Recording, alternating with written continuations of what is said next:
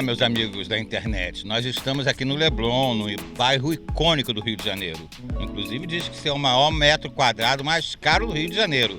Estamos aqui no Fratelli e hoje vamos reunir um grupo de artistas, empresários, personalidades, celebridades do Rio de Janeiro para conversar no programa do Vila pela Insigne TV. Estamos todos e vocês convidados. O Rio é internacional, né? A possibilidade de encontrar colegas, né? Artistas, pessoas com outras experiências, outras bagagens culturais. E hoje eu tenho aqui a Suzy. Suzy é uma artista plástica, também está com uma iniciativa em relação ao cinema. Suzy, me conta os projetos agora de 2025. Já vou direto para os projetos. Tá ótimo. Então, eu sou workaholic, amo tudo que eu faço, então eu estou com 6 projetos juntos, além da minha Metara, que é a Galeria de Arte e Molduraria que todo mundo conhece. Só que o projeto, eu não posso dar um spoiler total, mas estamos produzindo um programa para um canal fantástico, são 5 episódios, é um sonho que eu tenho de muito tempo atrás. Posso falar rapidinho de como começou esse sonho? Então, há uns 20 anos, 18 anos, nós tínhamos uma Metara no Barra Shopping e foi uma exposição de Monet. Eu fechei a parte de alimentação do Barra Shopping e fizemos o Jardim de Giverny, fizemos o lago com as ninfas e veio cheio de posters, foi um escândalo com a ponte. E entrou na Metara uma pessoa muito simples que se emocionou, mal falava seu nome e me falou: Suzy, você tem um Monet? Aí eu entendi que o brasileiro gosta, mas não tem, às vezes, a sorte que nós temos de ver um programa como a BBC, do começo até o final. E aí que eu criei uma fórmula para todo mundo, tanto leigos quanto eruditas, saberem as curiosidades de vários artistas e personagens da história. De uma maneira muito lúdica, estou feliz. Porque não tem coisa melhor que poder concretizar os nossos sonhos, né? E eu sou uma sonhadora e estou sempre buscando conteúdo, aprendendo e podendo dar, né? O engraçado, nem é engraçado, é uma situação, né? É a verdade, que você conta com muita propriedade. É um sonho que eu tive há 20 anos atrás e isso determina hoje a sua profissão. Eu acho que praticamente todos os artistas, né? Eles são os sonhadores, eles estão guiando naquele passo em caminho de um sonho, né? De transformar o sonho em realidade. Agora, eu tenho um encantamento com artes plásticas. Eu acho que ela de fato interfere no espaço. Sim. Ao você olhar, né, um trabalho artístico, um quadro, uma escultura, aquilo remete, interfere na situação, no espaço, na cenografia. Você também me falou agora do Barra Shopping, é uma instalação também, isso provoca, né, ao espectador uma nova sensação. Eu acho que isso é o que a arte tem, né? Primeiro, ela transcende. E segunda, ela traz estímulos. Tem vários artistas, tem pessoas que aplicam a técnica de diferentes maneiras. No meu caso, quando eu faço um trabalho, exploro uma técnica, por exemplo, pastel oleoso, com toda a suavidade, e passo para outra. Eu não tenho maneirismo, né? Mas em todos os meus trabalhos sempre tem muito conteúdo, né? Sempre tem uma coisa por trás. Eu fiz exposições no mundo inteiro, no Rio, em São Paulo, em Buenos Aires, em Tóquio, em Londres, em Frankfurt, em Paris, em milhões de lugares. E em todos eles, de alguma maneira, consegui chamar a atenção do público, né? Tanto que eu fui contemplada com o 2º prêmio na Bienal de Firenze, nada mais e nada menos pelas mãos do artista plástico búlgaro Cristo, né? Que é uma referência. Quando eu estudava Belas Artes, éramos na época de Cristo, Tapies, Rauschenberg, Então trazendo por várias técnicas, vários, como eu, né? Minha experiência, eu acho que eu acumulei muitas experiências. Eu saí de Buenos Aires muito jovem, aí depois fui para vários países, percorri a Índia a pé, morei com os beduínos, fiz, ainda quando eu não sabia que ia morar aqui, eu fiz do Rio até Fortaleza de carona, de caminhoneira. Fui a primeira pessoa turista, talvez, que esteve em Canoa Quebrada, quando não tinha nada. Então, minha vida eu sempre fui uma andarila, e a minha obra reflete essas experiências. É a bagagem que você traz com a experiência e apresenta esteticamente, né? Claro. Agora, eu também gosto, aproveito sempre aqui para falar sobre, não é um gosto nosso pessoal também, é um mercado de trabalho, você é uma profissional, você vive desse trabalho. E qual é o conselho que você poderia dar a um outro colega que também tem essa mesma vocação e o mesmo sonho? Eu sou uma pessoa mais orgânica e não sou uma pessoa materialista, sou todo o contrário. Até você aquariano gostaria de ter esse seu, né? O aquariano vai direto, eu não vou direto. Eu fico um pouco aqui, um pouco lá. Então, o meu conselho não seria um conselho de como ganhar dinheiro, o meu conselho seria como você ser coerente com você mesmo, né? Então, eu acho que você tem que aprender, tudo que você vê tem que se inspirar no que você vê, e assim como você vê, você tem que ser de uma maneira generosa de devolver. Não tem o que é lindo, o que não é lindo, o que é bom, o que não é bom. Se você quiser comprar uma obra, tem pessoas que compram uma obra por valor.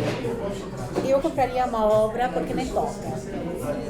E você, como artista, você tem que fazer o que você sente, né? E não entrar e copiar e fazer um maneirismo e pensar como vou vender. Depois você vende, primeiro seja coerente com você.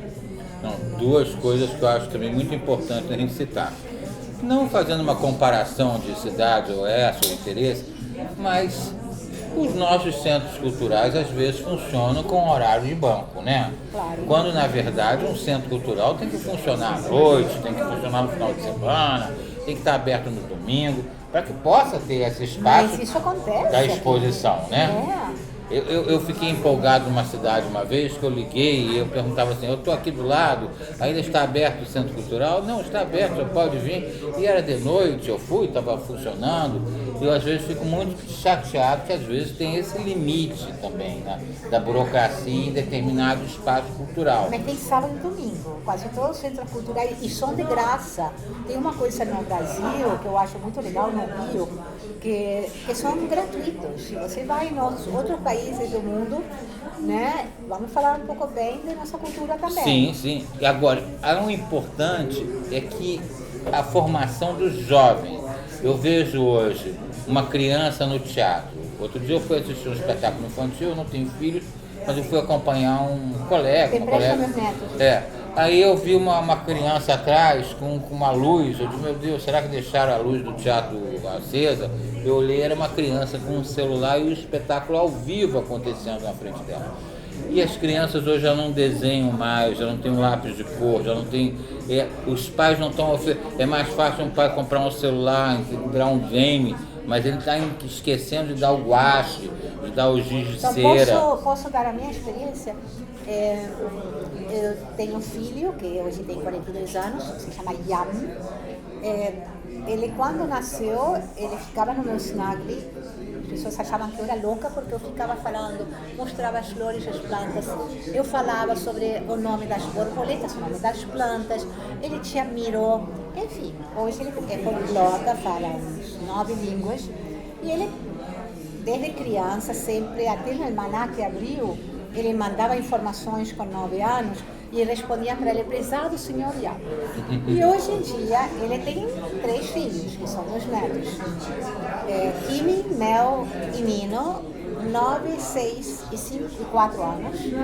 Nenhum deles têm celular, eles têm uma cultura imensa. O Ian leva eles ao teatro, ao cinema. O Nino me ligou há pouco tempo e me falou, Fusi, me chama de Fusi, você está lendo o quê? Qual é o seu livro favorito? Ele me mostrou o livro dele. Aí ele ia para o teatro e eu falei, o que você gosta mais, de cinema ou de teatro? Ele falou, Fusi, uma pergunta difícil, eu gosto dos dois, 4 anos. Mas eu acho que me sinto mais animado com cinema que tem mais ritmo. Aí o Kimi sabe tudo, sabe todas as bandeiras do mundo, sabe mais de Egito antigo que qualquer pessoa. Então, o que é isso? É educação. E não a educação, olha, faça isso. Como um dever, né? Não, a educação é o que você vê em casa. E às vezes um estímulo, né? Às Isso, vezes o seu claro. comportamento estimula o Claro. comportamento de outros, né? Agora, você ter uma criança com 4 ou 5 anos, desculpe se vocês, alguém que está vendo aqui faz isso, É isso. eu respeito todo mundo, mas primeiro faz mal para os olhos. E por que você não fica trepando nas árvores? Ótimo. Não. Por que você não fica, como você fala, escalando nas árvores? Por que você não fica entrando no mar, se divertindo? Para quê? Esquecendo brincadeiras simples, né? Claro. O pique-esconde, a amarelinha, Claro. né? Uma criança fazendo uma pipa, né? Fazendo uma pipa, ou você pode fazer um carrinho com uma coisa, um objeto V. Você pode encontrar, eu fiz um trabalho agora, com licença, que nós fazemos É molduras. fundamental isso é a nossa É. conversa. É essa possibilidade que a gente tenta buscar aqui. Não é o que já está programado, Claro. já dito na manchete do grande jornal. Mas há uma cultura, uma produção que tem que ser estimulada e que nós sabemos tratar sobre ela, né? Com certeza, e eu acho que nesse programa que vocês vão ver, vocês vão sentir que tem um aprendizado diferente. Ou, por exemplo, quando dou uma minha aula de arte terapia, né? O que é a primeira coisa que você faz quando você nasce? Dá um grito, dá um berro, dá Você inspira, não é? Isso, O que é inspirar? Inspiração. certo. Você inspira.